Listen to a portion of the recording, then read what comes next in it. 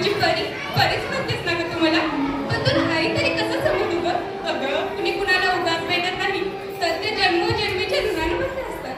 आपले असे ऋणानुबंध आहेत ना ग, ज्याने आपण भेटलोही आणि ऋणानुही असं.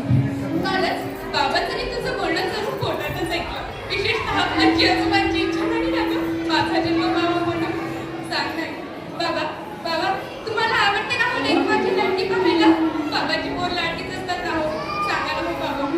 बाबा तुम्ही का घेऊन गेला तुझा आईला दवाखान्यात? किती मोठमोठ्या क्वेश्चन्स होत्या तिथं आणि त्यात मी किती छानच होतं ते ना. सांगा ना हो बाबा. बरं आजी तू का दिलंस गायला औषध? किती कडू होतं का आजी ते? आई आजी असं ते जाऊ नकोस गं, तुला त्रास होत होता, मला गुदमळ येतं खूप. आजी तू पण एक मुलगी म्हणून जन्माला आलीस ना गं, मग माझं सुस्वागत तू नाही करणार तर अजून कोण करणार? सांग ना आजी. बोल. आई तू का घेतलंस का ते औषध? किती कडू होतं काय ते? आई मला त्रास होत होता गं, मला गुदमळ येत होतं खूप. आई मला जन्माला घालून तर बघ एकदा, तुझेच रूप अशी माझ्या तरी येतात. मी मुलगी, बहीण, पत्नी तर कुणाची आई? मग मला गर्भात भरण्याची कावं तुला घाई? मग मला गर्भात भरण्याची कावं तुला घाई? सांग नाही कावं तुला घाई?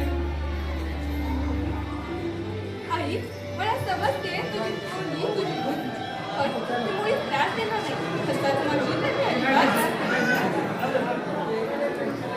खर्चाचं म्हणशील तर मी अजिबात त्रास देणार नाही. ताईची कधी कपडे घाली, शाळेत जाईल, शिकून खूप मोठी होईल. बाबांना जर असं त्रास होते ना. आई आता तूच सांग, तुम्हाला काढून टाकायला दवाखान्यात जाणार आहेस याचं दुःख म्हणून की तूच ऍक्शन माझ्या समोर आहेस याचा आनंद म्हणून? सांग नाही सांग. नुसती स्त्री हत्या थांबून काय होणार? मुलींच्या संरक्षणाची जबाबदारी घेणार तरी कोण? अशा वेळी मला गजर व्हावं वाटतं. विचारायचं आहे मला आणि माझ्यातल्या अस्तित्वाला. आजपर्यंत आपण लढलो त्यात आपण खरंच समाधानी आहोत का? नाही ना. अगं आपली आत्मशक्ती हाच आपला अलंकार. चला तर मग मोडून टाकूया अन्य अत्याचारी मनगटे, काढून टाकूया अंगावरील अलंकाराचा म्हणजेच बंधनाचा साज. तर आता लढायचं नाही तर आता लढायचं, तर आता लढायचं नाही तर आता लढायचं. ऐक मुली तुला सांगते, पिंजऱ्यातच आता फडफड नकोस, पेटू उठून नकोस. या जमान्यातल्या दुर्योधनाच्या औलादीची कमी नाही. या जमान्यातल्या दुर्योधनाच्या औलादीची कमी नाही. वाचवायला एक कृष्ण कुणी याची सुद्धा हमी नाही. वाचवायला एक कृष्ण कुणी याची सुद्धा हमी नाही. अरे बांगड्या घातल्या माणुसकीने मदतीसाठी तू ओरडू नकोस. ऐक मुली तुला सांगते, पिंजऱ्यातच आता फडफड नकोस, पेटू उठून नकोस, पेटू उठून नकोस.